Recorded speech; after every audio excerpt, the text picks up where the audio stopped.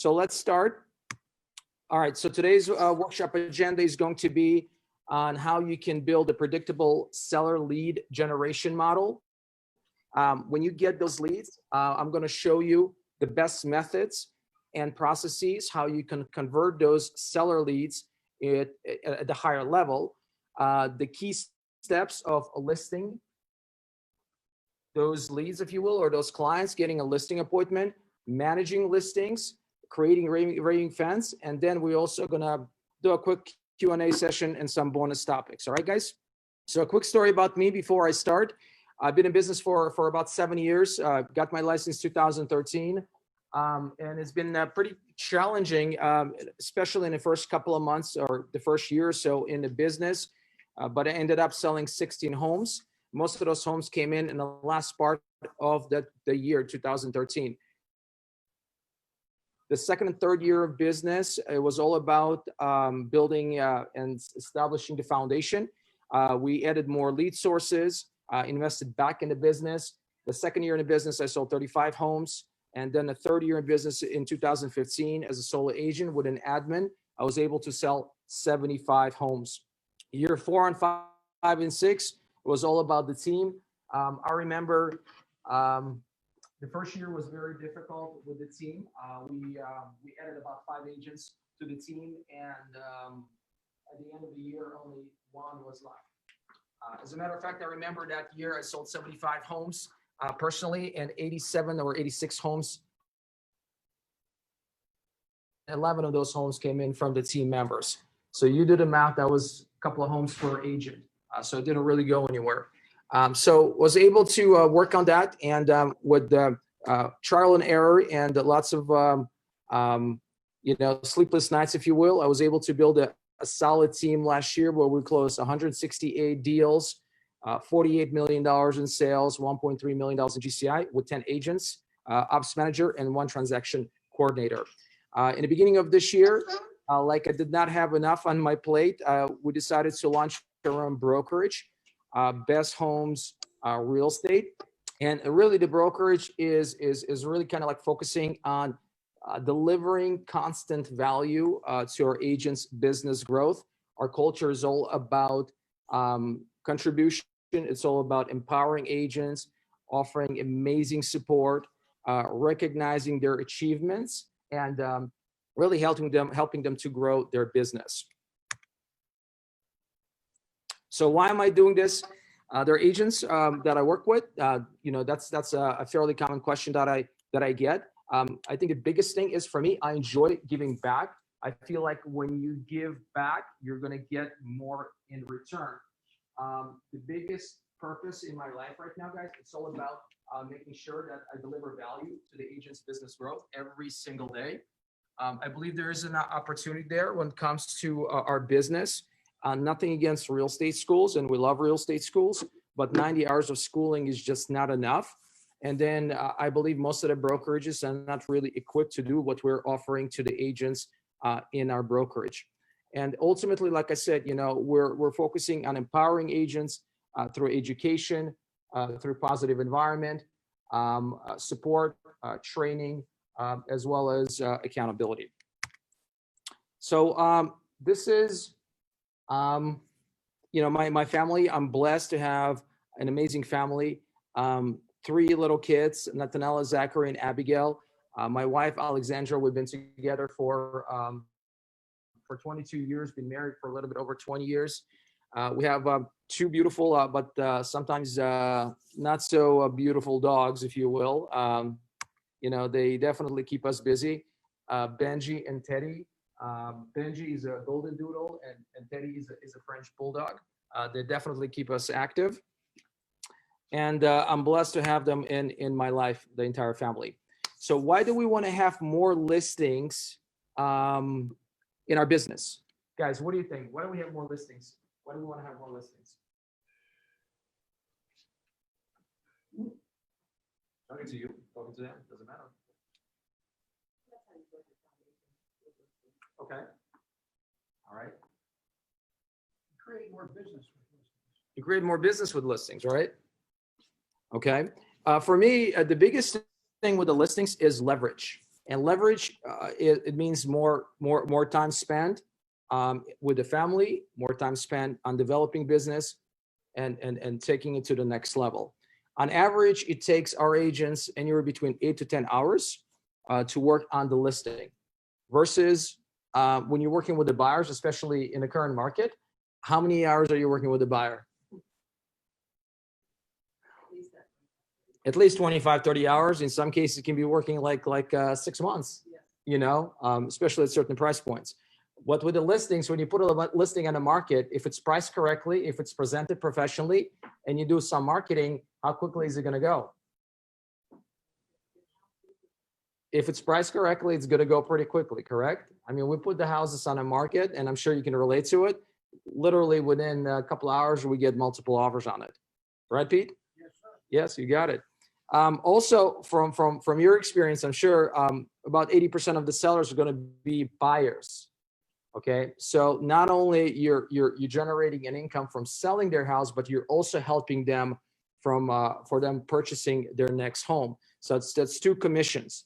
And then if you leverage your listing correctly, okay, when you put a sign, you get a sign outside, you get sign calls. If you do open houses, you're going to get leads from open houses. If you do some online advertising, you're going to get some leads through Facebook, Instagram, or Google, right?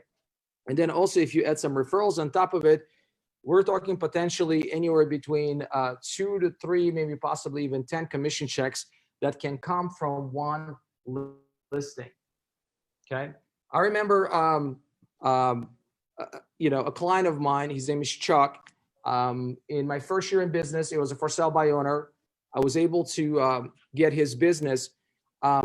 Since then, I've done about 9 deals with his family, 9 deals.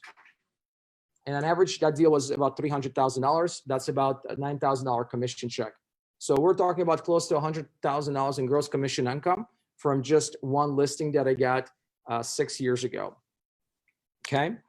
So this is a triangle. It's a famous triangle. I'm sure you guys can see this before. Seller leads plus listings equals leverage. So for me, when I started in the business, you know, I read a book. It's a red book. I'm sure you're familiar with it, $1 Million Real Estate Agent by Gary Keller. And the biggest takeaway in that book for me was everything starts with the seller leads.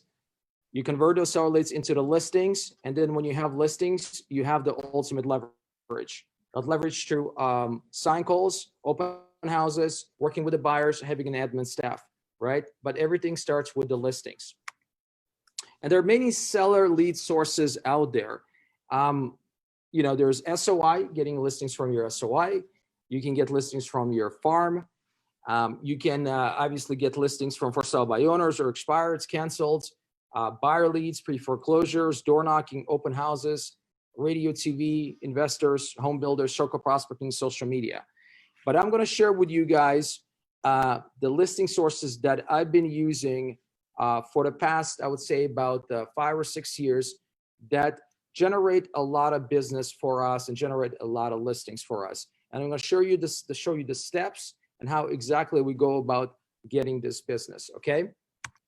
The first one on the list is going to be for sale by owners. And the reason I like for sale by owners is because they already raised their hand and they already kind of said, hey, you know what? I'm interested in selling my house. Now, granted, not every for sale by owner is going to be interested working with you.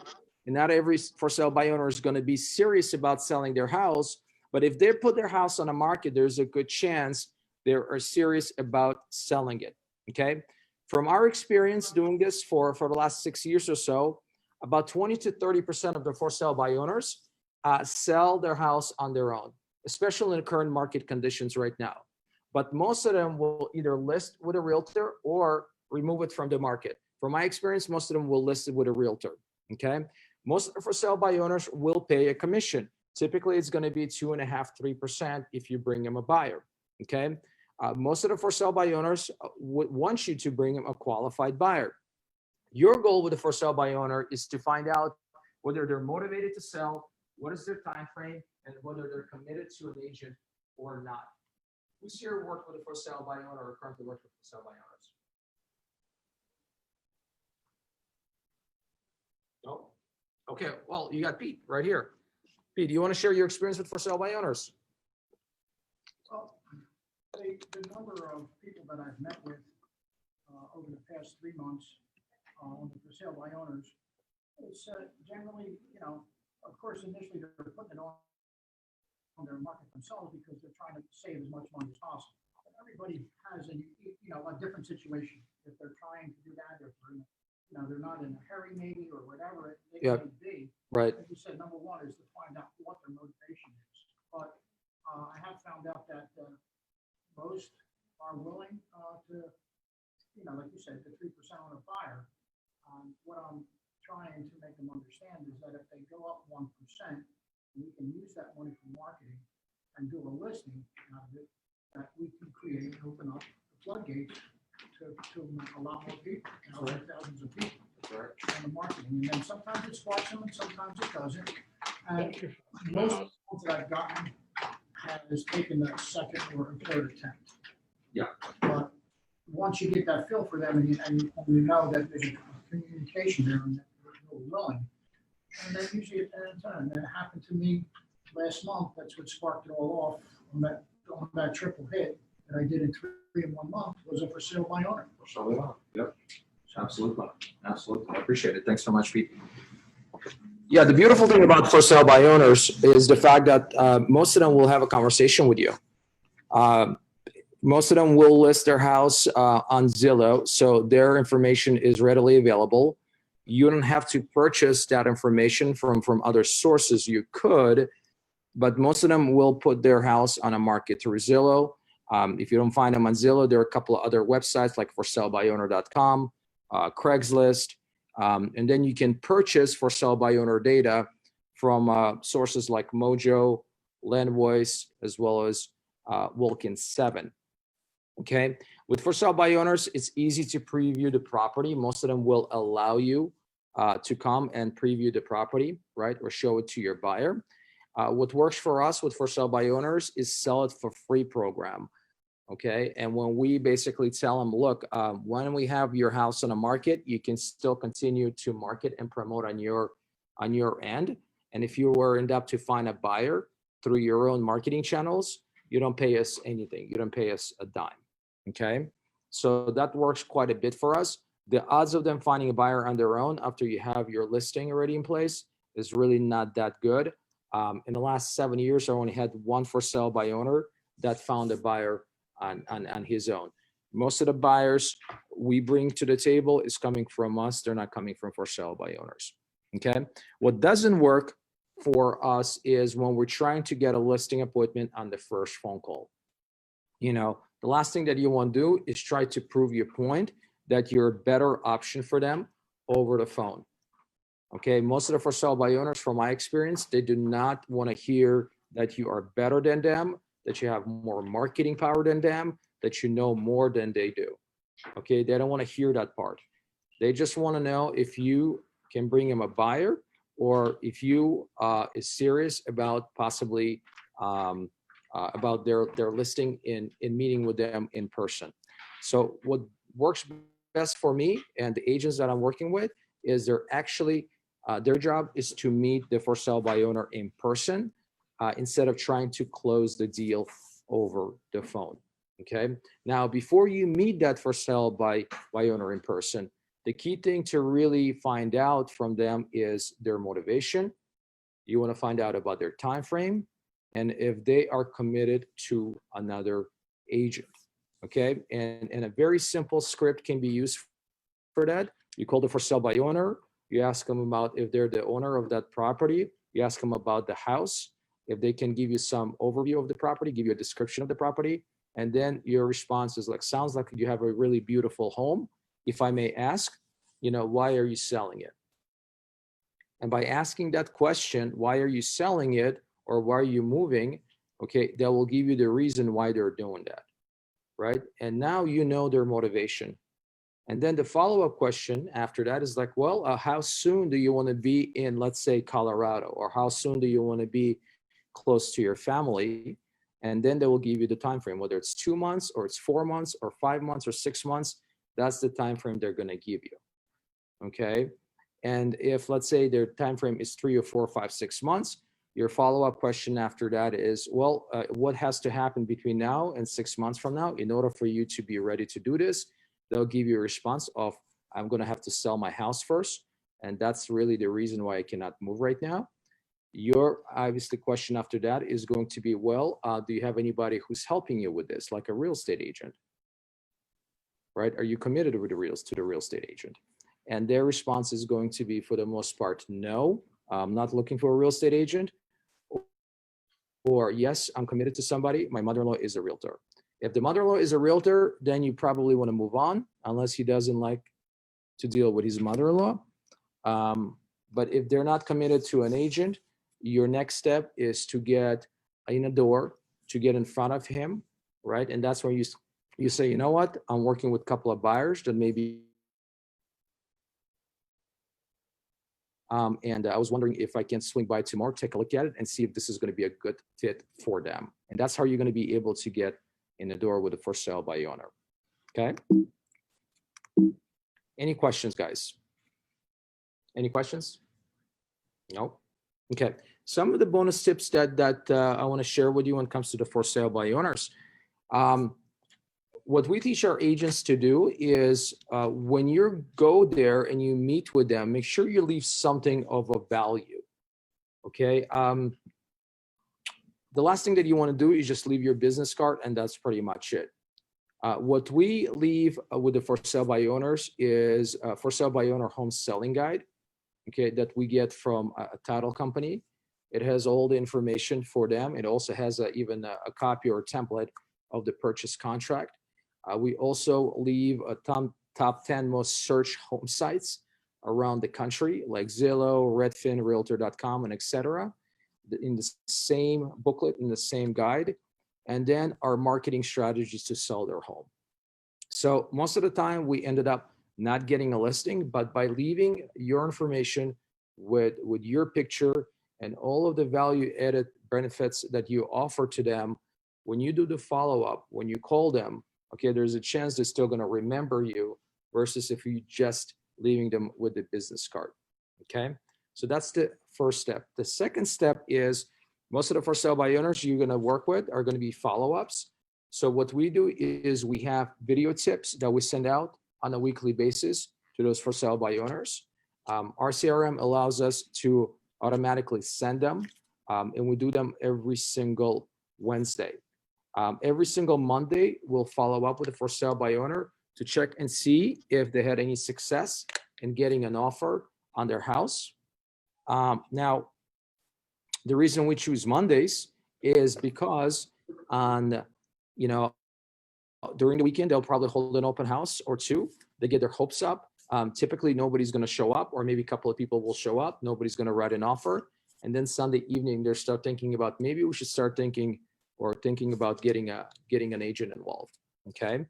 So Mondays are usually a good days to follow up with for sale by owners. Okay. Another thing that works for us is bringing them the actual offer from one of the iBuyer companies. It personally worked for me several times about 6 months ago, 5-6 months ago, where you can actually get an offer from an iBuyer company and present that offer to them. As you know, most of the iBuyer companies will pay you a referral fee. So two things happen. Number one, if they, let's say, accept the offer, now you're getting a referral fee. Number two, most likely they will not accept the offer because the offer will be below what they're asking for. That really gets you in a door, okay, and start offering your services to them and marketing to traditional buyer, okay?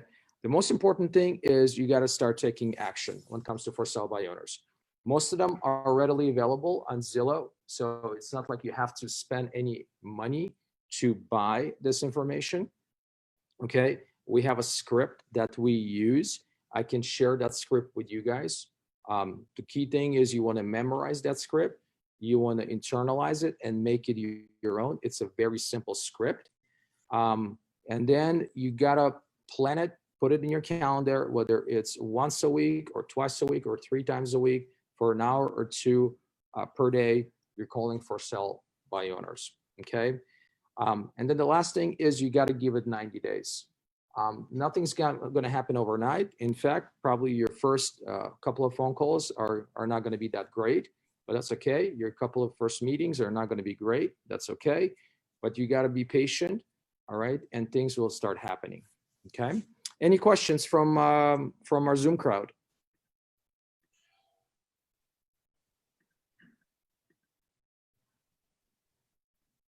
You can guys unmute yourselves. That's perfectly fine.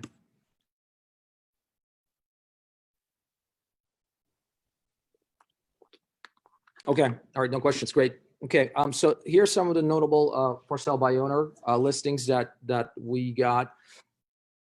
This one right here was in Eagle Heights, not that long ago. Beautiful home. They put in about $150,000 in the backyard alone. This was a for sale by owner. The homeowner wanted $625,000 for his house. You know, I reached out to him. I felt like the house was worth more than $625,000. He had several showings. In fact, he had 2 offers that came in. 2 offers were below the asking price. One was $595. Another one was $605. And my conversation with him was all about the value that we're going to be able to bring. Number one, I told him you're overpriced. Number 2, we can market it more aggressively for you. His biggest concern was the commission piece of it. He didn't want to pay the full commission, which I completely understood. In fact, he said, Alan, you know, I'm not comfortable paying $32,000 in commission. That's basically me buying a brand new truck. And I completely got that. Right. So we were able to work out a deal where he was not paying me the full commission, which was fine. But here's what happened. We put this house on the market for $675. I wanted to list it for $665, but they wanted to start with $675, even though before they had it for $625. We got it under contract in the first couple of weeks, and we got it sold for $660,000 in a couple of weeks. Not only they sold the house with me, but they also purchased a piece of land with me. But here's another thing that happened. During that 2-week period, we held about 6 or 7 open houses, and we got 2 listings in that neighborhood directly from that open house. Now, because I discounted my commission on this listing, I did not discount my commission on 2 other listings. Okay, and those 2 listings sold, one for $740,000, another one for $760,000. Okay, so for sale by owners, they will pressure you, or they will tell you that they're not going to be paying that much of a commission, which in this case, I get it. I completely understand where they're coming from. Obviously, our job to present value to them and explain to them what they're going to be getting from us, but ultimately, they feel like, you know what, they can find another agent who can do it for a lower price. You got to figure out how to work with them. Okay, because if they are looking to sell and they're also looking to buy, there are 2 commission checks at stake. And then if they allow you to hold an open house or 2 or 3, there's an opportunity for you to get additional listing or 2 or additional buyer or 2 from holding an open house. Okay. So be strategic and be tactical with your approach. Don't focus strictly on the commission piece of it.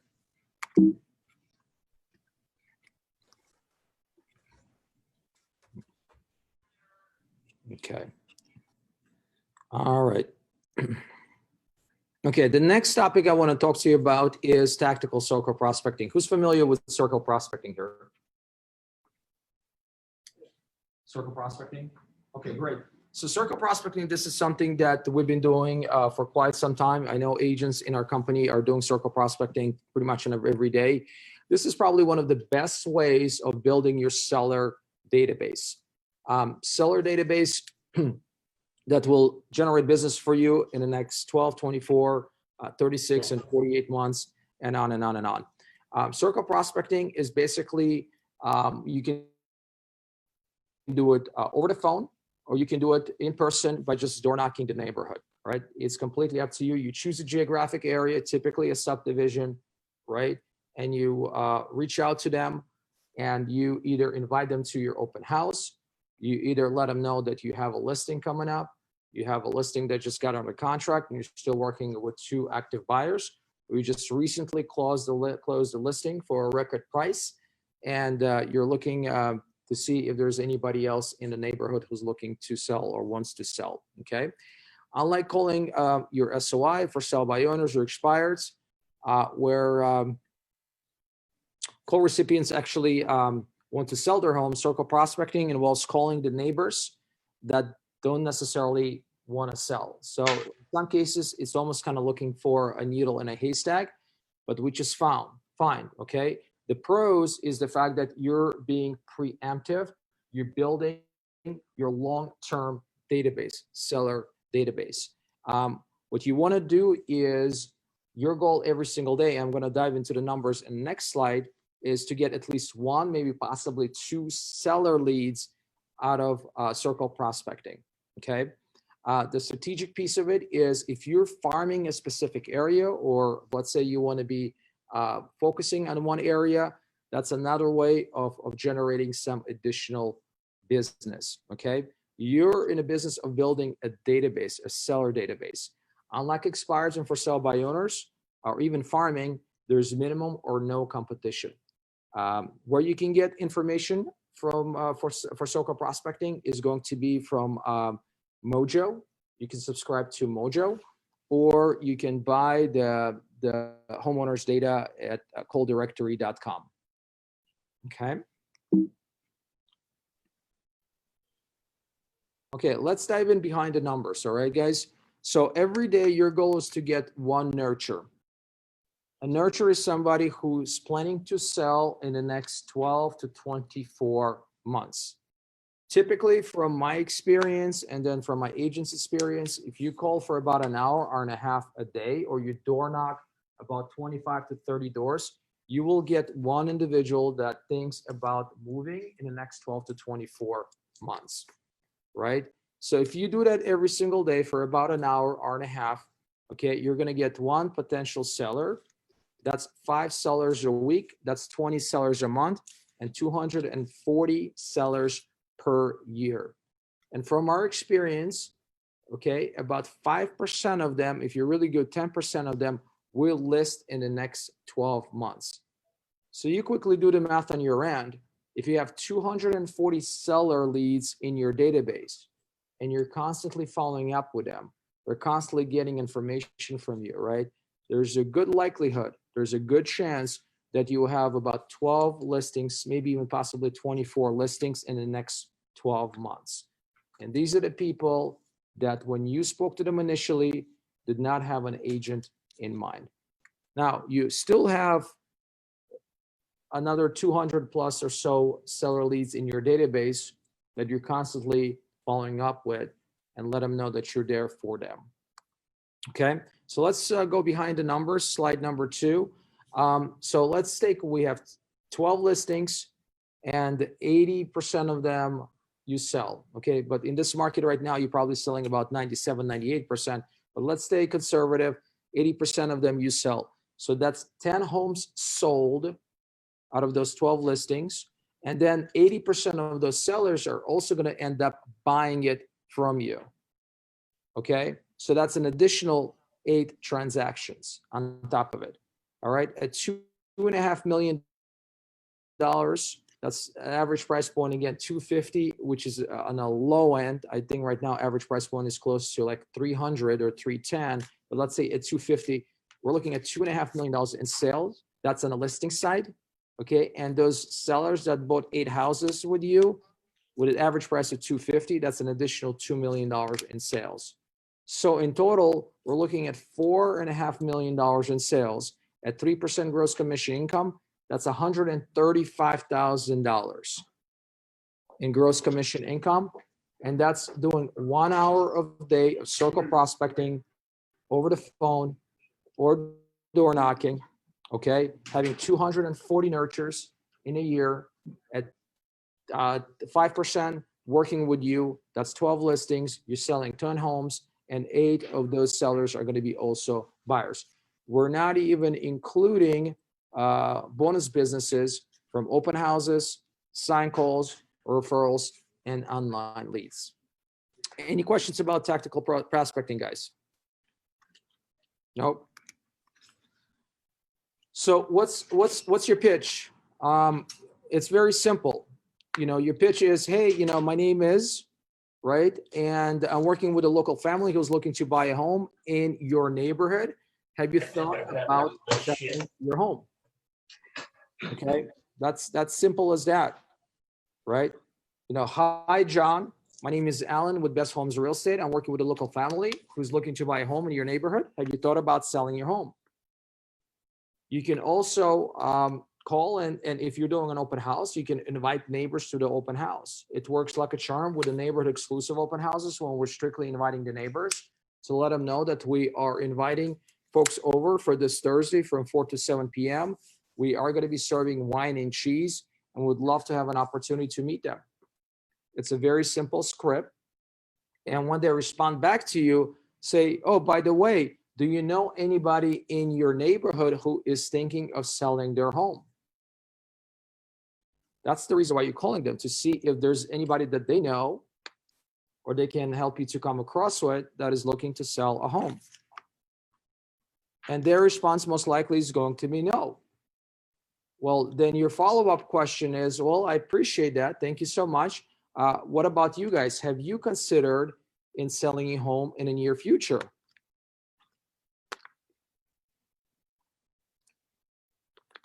Right? And their response is going to be no, or maybe, or yeah, we're thinking, you know, Johnny is looking to retire in the next 12 to 16 months from his job, and we're looking to relocate to Prescott or Prescott Valley. So now you have a nurture. Now you have somebody who is thinking of selling, maybe not now, but a year from now or 12 months from now. And this is someone that you definitely want to put in your database and start the follow-up process. Okay. Any questions about this slide, guys?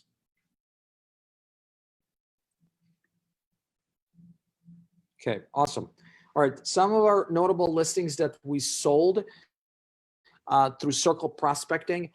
This house right here, right off 67th Avenue in Pinnacle Peak in Glendale. It was a Circle Prospecting lead. We followed up and worked with that homeowner for about a year or so. I met him personally about 3 times. There were 2 other agents that I was competing against, but ultimately we were able to earn his business. We listed that house for $2.2 million and we got it under contract in 30 days for $2 million in cash. We closed it. And that was a Circle Prospecting lead. We also had several of them, and this is just a little snapshot, guys, that were done all over the valley. So Circle Prospecting works, especially when it comes to a long game type of a business opportunity. Typically, from my experience, you're not going to be able to find somebody who is ready to do something now. This is for you guys building your seller database for many months to come. And if you spend 1 hour a day, 1 nurture per day, 5 nurtures a week, 20 nurtures a month, 240 nurtures a year, and 5 of them decide to work with you, on, I'm saying 5% of them, which is 12 listings, you're making over $100,000 in gross commission income every year. Okay. All right, great. Oh, I don't know why it's doing that. Okay. The third seller lead source that works like a charm for us, especially pre-COVID situation that we been experiencing and still experiencing right now, is neighborhood exclusive open houses. Who's here holding open houses? Everyone, right? So the cool thing about the neighborhood exclusive open houses is before the house hits the market, before it goes live, we invite all of the neighbors from the subdivision, all right, to attend this open house. Okay, we usually get anywhere between 20 to 30 people that stop by at the open house. Most of them are neighbors. And from those 20 to 30 walk-ins or visitors, we're going to get anywhere between 5 to 10 seller leads. Okay, the cool thing about the neighborhood exclusive open houses is you're inviting them for wine and cheese. All right, you put together a beautiful spread. All right, they stay in a house, they linger, they ask questions, they get comfortable. Usually on average, they spend about an hour, hour and a half at the house. And at the end of the night, most of them will actually give you their information and share their plans with you. Okay. This is one of the best ways of getting into a specific neighborhood, guys. So before you put the house on the market and do a traditional open house, consider doing a neighborhood exclusive open house. So a couple of things I want to point out to you is, first and foremost, you're showcasing your listing a little bit differently. Instead of focusing on the people outside of the neighborhood initially, you're focusing on your neighbors or your listing neighbors, right? You're also showcasing yourself, your brand, your team, and all of the marketing efforts that you're putting in, okay? Ideally, with the neighborhood exclusive open houses, you want to do this with the new listing or coming soon listing versus the one that's been in a market for some time or been on MLS, okay? Because when it's on MLS, guess what? Most of the people have Zillow, they have realtor.com, they already see the pictures, they know how it looks, okay? You're not going to get as much as traffic. You still will, not much, but you know, ideally you want something that is a brand new, you know, coming on the market. And the way you want to do it is, the day for us is Thursday from 4 to 7. So we do the open house, neighborhood exclusive open house on Thursday, and then on Friday it goes live. Or it even goes live on Thursday in the evening, okay? We prefer houses that have upgraded interiors, but it's not a must. We put a signs, open house signs inside of the neighborhood instead of outside of the neighborhood. We don't put any signs on the busy streets, on the busy cross streets, inviting folks over. We're not doing that. The key thing is food and beverages. What we do is we buy a cold cuts and a cheese platter from AJ's. Doesn't cost that much, but it looks fabulous. It looks great. It tastes amazing. And then we get maybe like 4 or 5 bottles of wine. Okay, it costs us like maybe $200 to do that. You can have your lender, you can have your title company to chip in when it comes to that. We set everything else very nicely inside, outside. When we hold these neighborhood exclusive open houses, and in fact, we're going to be doing one tomorrow in Arrowhead Ranch, you want to get some help because you're going to get a lot of people in the door. From my experience, we usually get anywhere between 20 to 30 people that show up. So you want to get help maybe from your title rep, from your lender, or maybe somebody in your brokerage. The best day and time to hold these neighborhood exclusive open houses, from my experience, and we've been doing this for the past 3 years, is on Thursdays from 4 to 7 p.m. We tried Friday when you're getting traffic. On Saturday, we got a lot of traffic from outside of the neighborhood, so that was not really ideal. So Thursdays really was the day where we're getting a lot of traffic from the neighbors. Any questions about the slide? Nope. Okay. So very important is when you're choosing your open houses, right? You gotta choose them very carefully. Price points for us are very, very important. Immediate access is also very important. No more than four or 5 turns. Make sure you put out quite a bit of signs. Even though you're doing a neighborhood exclusive open house, the more signs you have, the better it is, you know, for you and also, you know, your marketing appeal. Look for a house that has a really nice curb appeal. The last thing you want is a house that doesn't have a nice curb appeal and people just pull up and they drive away.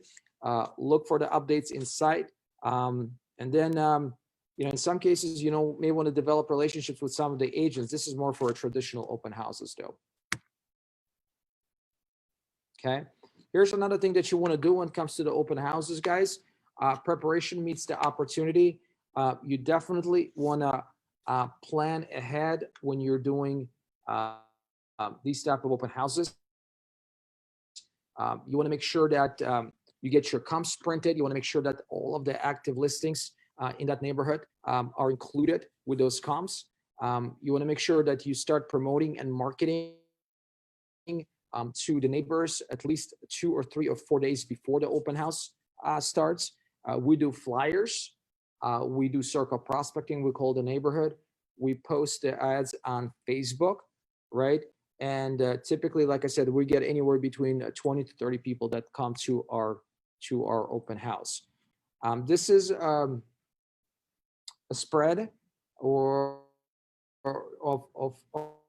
our open house. Again, nothing fancy, but it does the job. So we bought a red carpet right here, and we do a red carpet rollout to the open.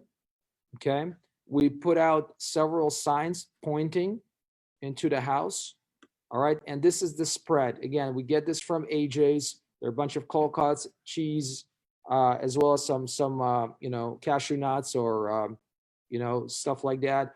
We have bottles of wine, bottles of water, and then just little you know, disposable plates and forks that we use. So all this setup right here is no more than $200. Okay, but again, the important piece about it is the fact that people are actually gonna sit there, they're stand there, they're gonna have a conversation with you, they're gonna be sharing their plans, right? They're gonna talk about their neighborhood, they're gonna talk about their house, and they're gonna be more than willing to give you their contact information. Okay, just to kind of give you an idea, this is the open house that we did, neighborhood exclusive open house in this community in Arrowhead Ranch. And we were able to add additional 3 listings on the same street because of that open house. Let me see if it's gonna work for you. So this is what we call the neighborhood domination.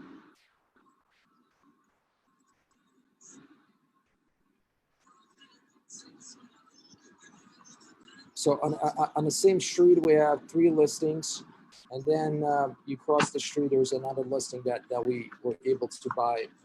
It was an investment opportunity. And again, that's from one neighborhood exclusive open houses that we held. We were able to get 3 additional listings on the same street. Okay. Oh.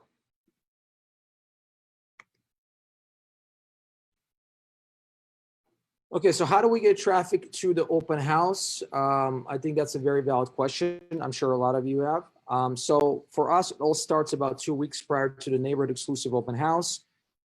First step is we take professional pictures of the property. We order marketing collateral right away.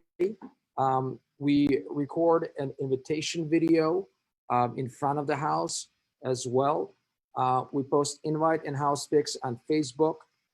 We boosted, same goes with Instagram, LinkedIn, as well as YouTube. That's 9 days before the actual open house. Email to our database 9 days before inviting them to the open house. Now, granted, most of your database are not going to show up, but because you're doing this, that tells them that, hey, you know what? You're doing open houses differently. It's not just going to be a traditional open house. You know, you're going to be doing wine and cheese. You're inviting the neighbors over. That's big. That's different. We also mail or drop off open house invitations on Monday, the week of the open house, inviting neighbors to come to the open house. We will circle prospect the neighborhood via phone and door knocking. And then on the day of the open house, we'll door knock and personally invite the closest neighbors to that house. We also put out about 20 to 40 open house signs in the neighborhood. Okay. The marketing collateral that we use from print shop is going to be open house invitations, seller as well as buyer guides, feedback sheets are super important. Quality property flyers with pics and selling features, business cards, client testimonials. If you have any swag, if you have anything for the neighbors, you know, we have typically like polo shirts or t-shirts that we give away and give it to the neighbors. Welcome pull-up banner, you can order that from Vistaprint. And then in the previous pictures, red carpet rollout, you can do balloons, you can also do flags or signs. Okay.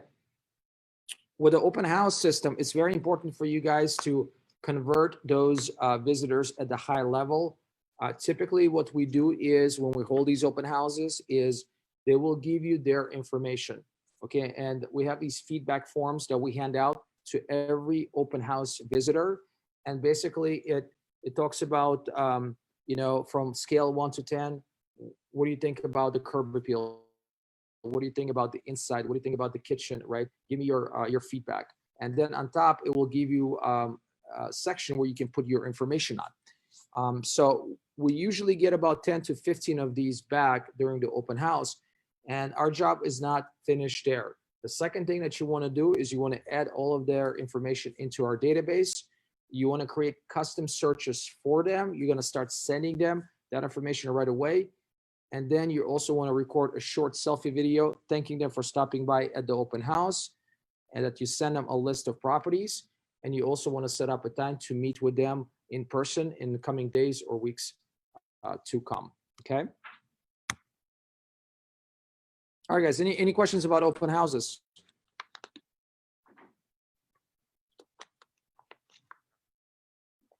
Okay, great. So let's talk about the farming right now. Who's here is farming? Anyone? Oh, okay, great. Where are you guys from? Oh, so you're back. Welcome back. Okay, are you familiar with farming? Okay, wonderful.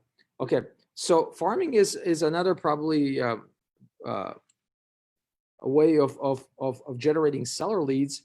I've been farming since 2016. I worked a specific area right here in the Northwest Valley, with farming, the key thing is the consistency. You got to be very consistent with the flyers, with the postcards, and with the messaging that you put out there. You got to be also making sure that whatever you farm, it's there's no dominating agent, or the saturation is less than 10%. If you have an agent that is doing 20-30% of business in that particular subdivision or neighborhood, you probably don't want to touch that. Okay. You also want to make sure the turnover rate is at least 5% or higher. You can get the turnover rate, by the way, by adding the number of homes in that neighborhood, and then how many of them divided by number of homes that actually have sold in the neighborhood. That's going to give you the percentage of the number of homes that typically sell in that neighborhood or that subdivision. You also want to make sure that the average commission check is going to be more than $10,000. So there's a return on investment there. Okay. What we do is we send out weekly jumbo branded postcards. And we also do a neighborhood newspaper, as well as exclusive neighborhood open houses on the new listings that I shared with you in the previous slides. In my first year, I spent about $65,000 in total for my farm. There were about 4,500 homes, and we generated about $90,000 in gross commission income. Last 12 months, we spent $72,000 and generated $170,000 in gross commission income. This is directly from my farm. It's not including the sign calls. It's not including open houses. It's not including anything else in terms of like referrals or anything like that. So that maybe possibly even be more like $200,000 or $300,000 in gross commission income. What also works for us is the social media presence, open houses that we do. Our agents typically do 2 to 3 open houses a week on our listings in our farm, and then door knocking, as well as circle prospecting over the phone. The tip is the fact that if you're going to be doing farming, you got to have a budget for at least 6 months. You got to stay consistent and patient with it. Okay.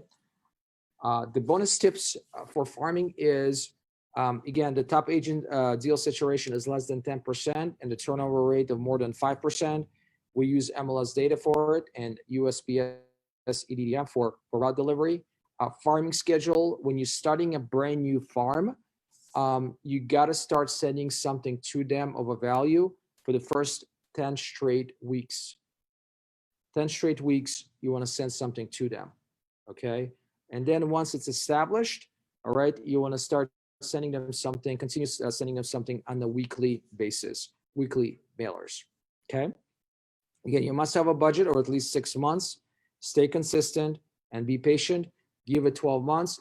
I remember my first call came in for my farm, I would say about 6 or 7 months into the farm. Like I was not getting anything for the first 5 or 6 months. So you got to stay consistent with the farm. But the beautiful thing about it, once they start calling you, you know, those listings become pretty easy because they already been getting your information. They know you, they see you, they see you at the open houses. So it's almost kind of you know, becoming almost kind of like come list me. You go to their house, you meet with them, and you get a listing. Okay. Another way of generating seller leads is from a database. Most of my business right now is coming from the database. And this is my system that I use to stay in touch with the people that I have in my database. So every single month we send out a monthly postcard of just sold property. We mail that out. We use a company that does that for us.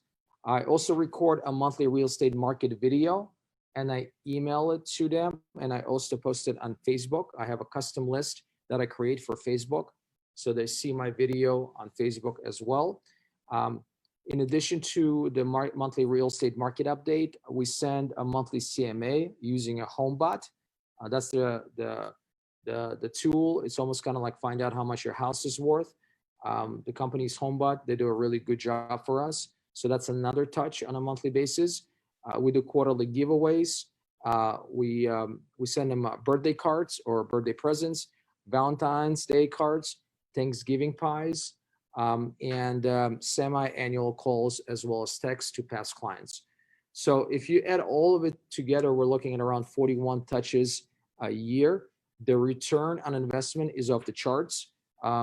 This year, we're probably going to do I'm going to do about 40 transactions from my sphere alone. That's about 30x ROI on it. Okay. Okay, guys. So let's talk about the conversion and follow-up systems that we have in place.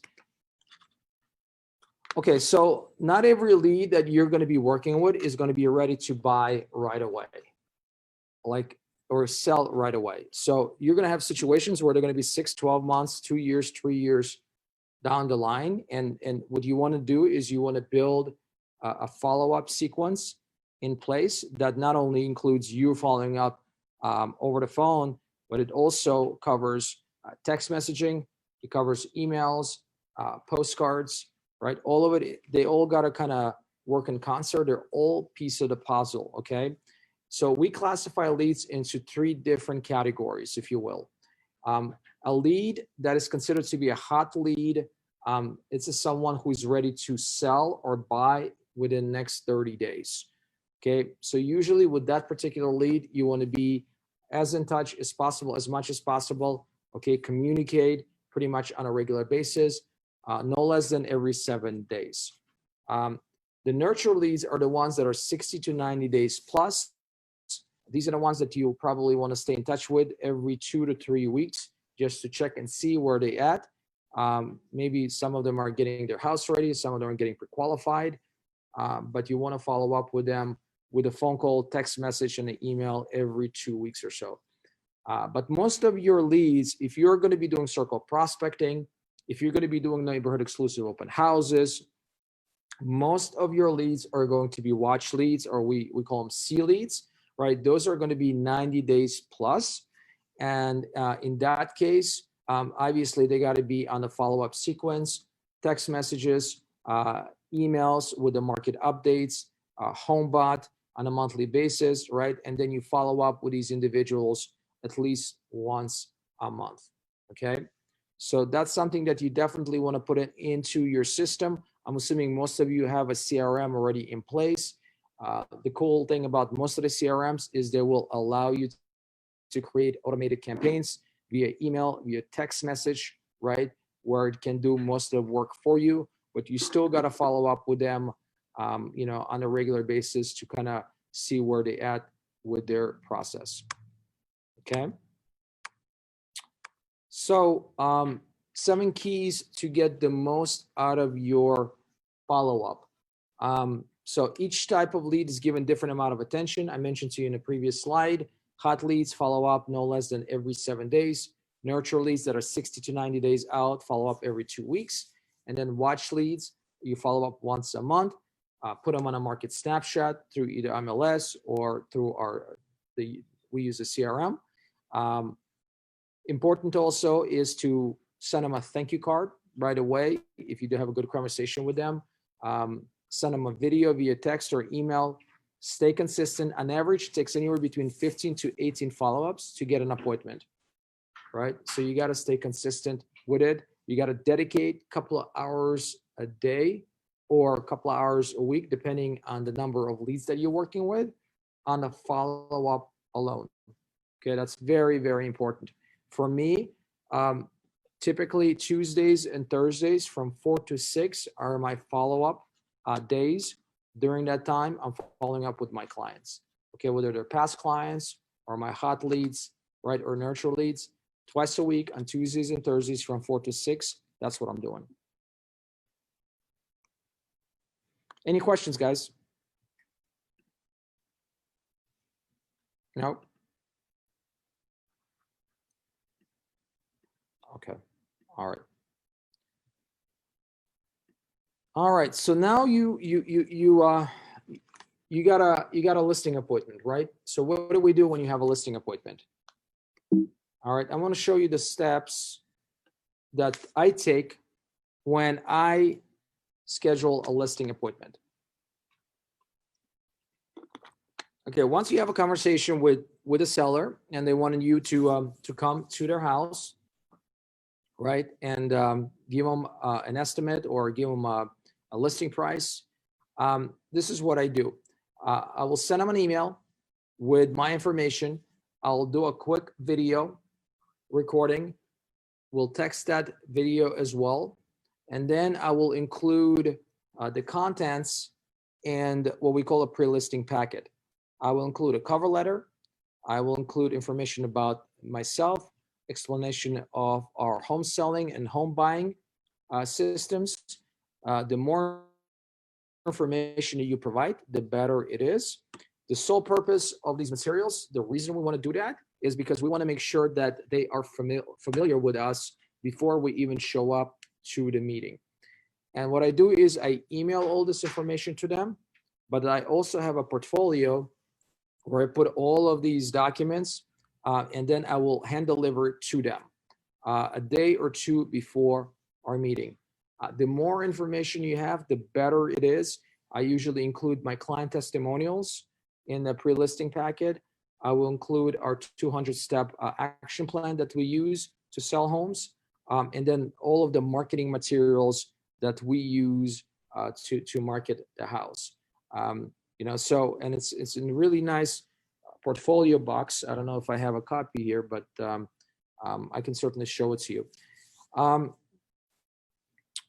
Then what I do is I follow up the next day to make sure they received my email and they also received my pre-listing packet, and they also had a chance to review it, right? The last thing we want is for them not to receive your information, all right, and not to read it.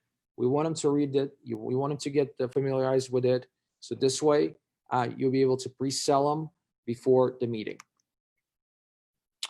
So going back to the pre-listing packet, PLP, once appointment is scheduled, what you want to do is you want to include all of the things that we just discussed right now, the marketing pieces about you, and then you want to call them the next day to make sure they had a chance to review it. What's inside of that PLP? A cover letter with the business card, marketing pieces about you, explanation of the home selling process, just sold postcards, the newspaper, client testimonials, our 200-step action plan, and it's all delivered in a portfolio box. The more you have, the better it's going to look. Trust me. It's just a picture of our client testimonials, the front end, as well as 200-step action plan that we have. Okay, some of the more important tips to remember when you are arriving to the listing appointment. You know, the first thing is if you're gonna ring the doorbell or knock, make sure you step back, especially for the gentleman out there.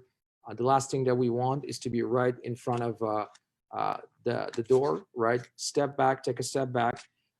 Ask if it was him or her, if the homeowner is, you wanna make sure that you ask. Sometimes it may be their daughter, sometimes it may be their son or their friend. You wanna ask for their name. Ask to come in. get the okay to come in.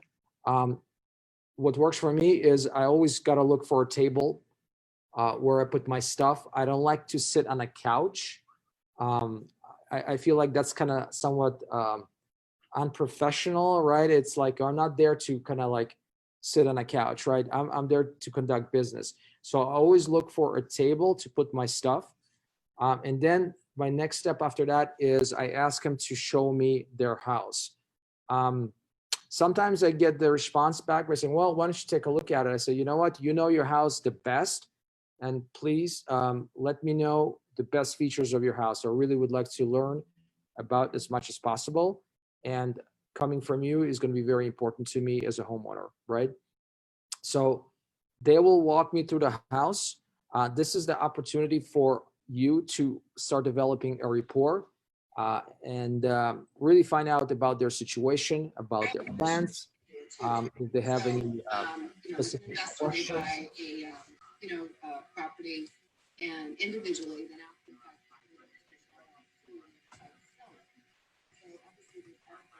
Yep. Okay. So the key thing is you want to continue developing a rapport with them. Okay. When you enter the home, until you sit down, talk at the business kitchen table, you're simply becoming their friend. Try to find something in common. Look at the pictures, compliment on the things they've done, their residence, make a positive comments about their house. This is not the opportunity to make the suggestions. The last thing that you want to do right now is to tell them that their carpets need to be replaced or they got to paint that wall, right? You can have that conversation afterwards. Don't have that conversation before, right? This is a time for you to develop a relationship with them. The tip, I usually ask them if they had the house listed before by an agent, I ask them what was their experience like with the previous agent. The reason I ask that question is because I want to know what they liked about that agent and what they did not like about the agent. Now, if they have never listed a house with an agent and it's something that they didn't have an experience with other agent, I still would ask them that question. But I will also follow up with the second question by asking them, what are their expectations of the agent who they're going to be working with? What are they looking for in the agent? And that's a very important question to ask, because based on what they tell you, that's what you have to really talk to them about during your presentation. Okay, if they tell you, look, we're looking for an agent that knows this area, well, now you got to be focusing on the fact that you know the area. If they're talking about, well, I want to make sure that the agent is communicating with me consistently, all right, and I'm not wondering what's going on with my house, well, now your focus in your conversation's got to be all about communication, all right? By asking this question, what are you looking for in your next agent or in your agent? What are your expectations are? Give me top 3 things, will allow you to craft your message towards that presentation, towards that client, okay? Also, another thing that is very helpful to me, and it shows that you're paying attention, is I take notes every time when I tour the house. Even though there's really nothing to write, I still would write something. Okay, so have a notebook with you, have a pen with you, and make sure you're taking notes when you're touring the house. Okay. Any questions? Nope.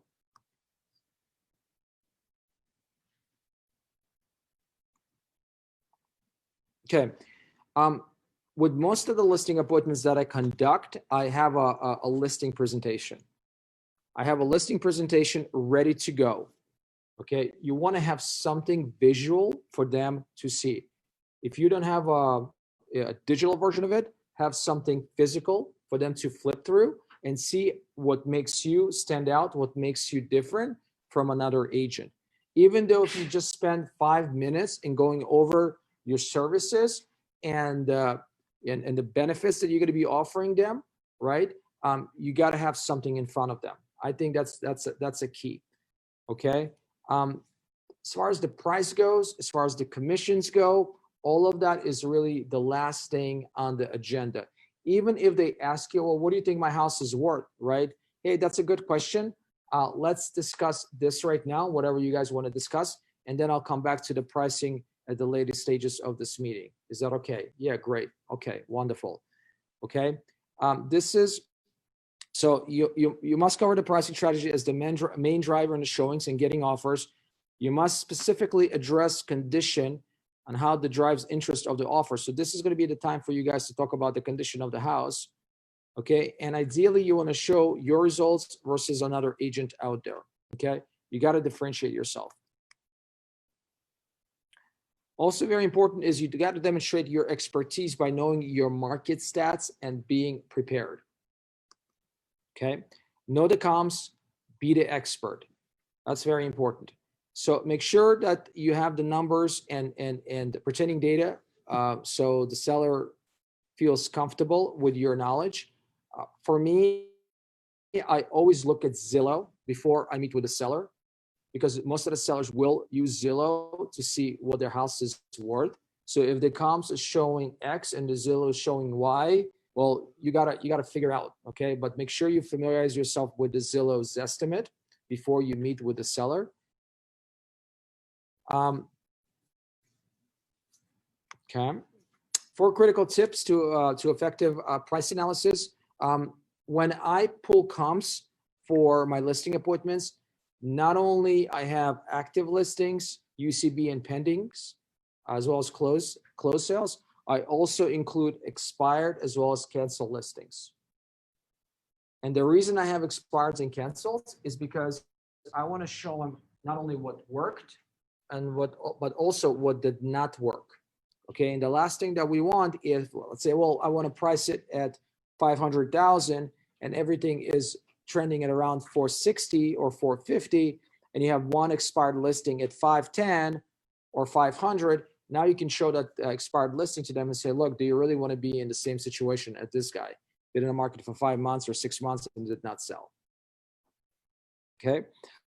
Tip number 2, when you're pulling the comps, always stay within the subdivision. That's how you're going to be able to get the most accurate price analysis. Tip number 3, when you're comping the houses, never compare a 1-story house with a 2-story and vice versa. There is no adjustment that can be made to make that comparable. And then tip number 4, when comping the properties, avoid comparing houses that are more than 15% in different size. The lower price per square, all the other things being equal. So some of the most common objections that we get from the sellers is, you know, well, I have to think it over or I have to sleep on it. That's the objection that we're going to get. So how do we handle that objection? Anyone? Guys?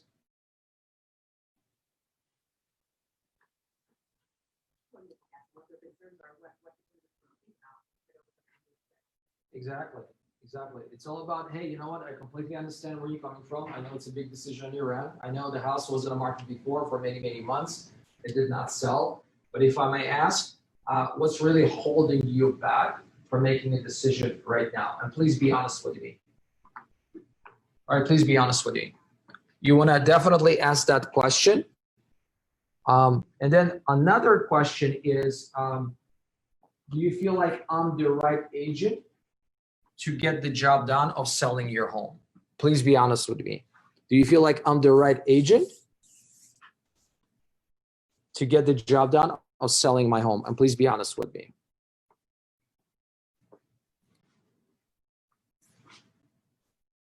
Okay. Another objection is about the commission. All right. What is your commission? You tell them your commission, and you know, you can see their face kind of changed. You feel like they're thinking about, oh my gosh, this guy is so expensive or anything like that. So here's what I typically do in that situation, and that's something you want to write as well. Assuming that we agree to the commission structure, do you feel like I'm the right agent to sell your home? Or assuming that we agree to the commission structure, do you feel like we're ready to move forward with selling your home?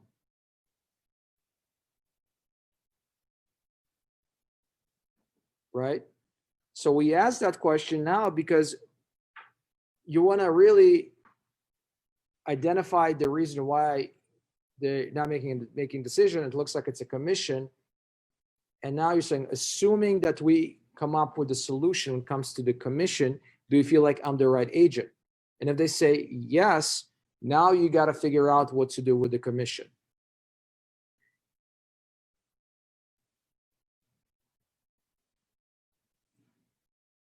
Okay. Now, if they're going to start asking questions like, how are you different from a previous agent, or how are you going to market my home? You did not do a good job of explaining all of that value proposition to them before that question. So now you got to go back and show them. And again, using your marketing materials, using your listing deck, right? You got to explain to them what makes you different as an agent. Okay. Any questions about these common seller objections, guys?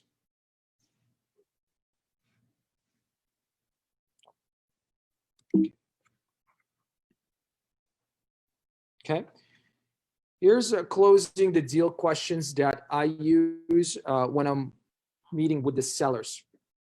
The plain simple one to the point is, hey, when are you guys ready for us to start showing your home?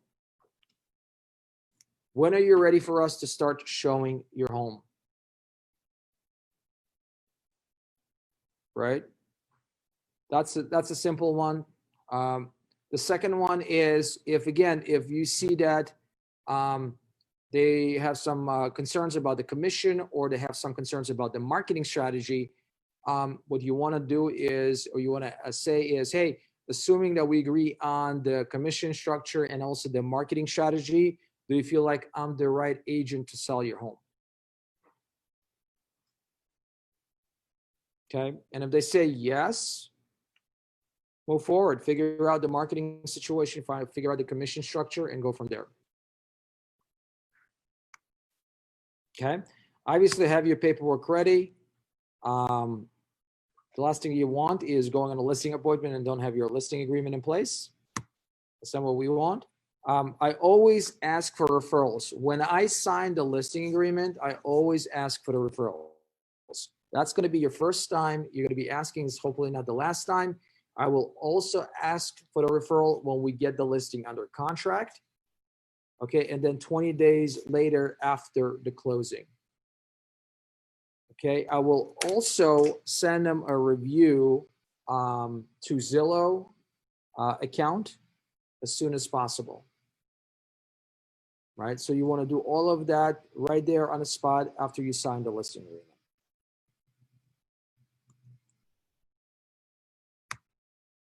So now you got a listing. What do we do in this situation? How do we leverage the listing before it hits MLS?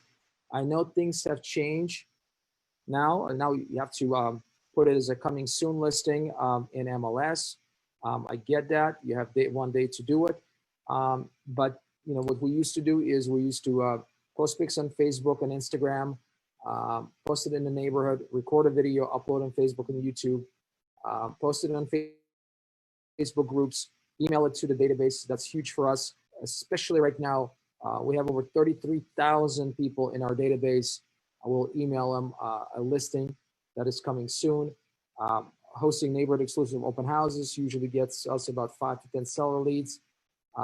Install the for sale sign. And then in addition to the for sale sign, we install a 24/7 hotline sign and everyday open house sign writers for vacant homes. We usually get about 2 to 3 times more phone calls from our for sale signs because of these 2 other signs that we put at the property. Okay, tips on servicing your listing. Pretty straightforward. We have checklists for everything that we do. So all listings are treated at the same level of service. We use Brokerment for checklists right now. We used to use Top Producer. And then, of course, every week we have group meetings where we talk about all of our listings. Weekly seller emails that go out to the sellers to let them know all the feedback that we receive from the buyer's agents, the showing agents. And then every single month, if the listing is still on the market, we'll do a market review with the seller where we talk about the comps, what's currently on the market, what's under contract, and what has sold in the last 30 days. We communicate with our sellers on the weekly basis. The last thing that we want to have is a seller that is not hearing from you. Okay, that's not the way we want to do things. That's not the way you want to do things, right? You got the listing, even if you're not getting any activity on it, all right, you still want to follow up with that seller on a weekly basis, okay? Communication, when you get the listing under contract, communication is still going to be very critical. You got to be communicating with the seller again as often as possible. We have a listing coordinator on staff that does a lot of it for our agents. We use a combination of emails as well as calls. We have a checklist that we use in Brokerman. And you know, the key thing is the experience got to be the same before they got under contract. Okay, we don't want to have a situation where we're so over communicative before they go under contract and then we forget about them after they get under contract. That's not what we want, right? Homeowners remember that, the buyers remember that. So we want to be communicating with them on a consistent basis every single week. Some of the closing gifts that we provide to our clients, you know, this is something that we do for our clients as well. Again, we find something that is useful, something that they can work with or use, and something that will last them for quite some time. These are some of the closing gifts that we provide to our clients. We also take a big picture, big sold signed picture for when we sell a house, you know, and then we again market it on social media platforms. Okay. Any questions about any of these slides, guys? I think we're pretty much done.